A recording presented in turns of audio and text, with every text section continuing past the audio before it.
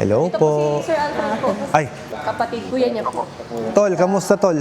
Hello, sir. Thailand ka? Taiwan po. Taiwan. Ano po ang may paglilingkod ko, sir?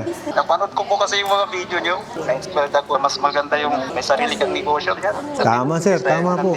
Dito kasi, lagi kang puyat. Kailan natin sisimulan yung negosyo, sir? Ngayon na? Ko na po yung ano niya. Ay, na-bail mo na agad. Di pa kita nabobola, sir. Nag-avail ka na. Sakto na yung napanood ko ng mga video yun, sir. Sigurado ka bang napanood mo lahat?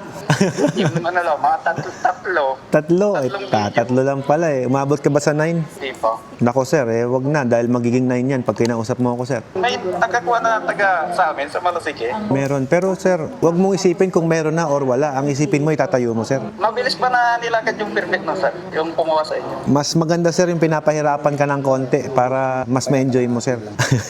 Lahat naman po ng permit, sir, medyo mahirap i-apply. Pero kayang-kayang i-apply. Assure you na ma-aprobahan ka.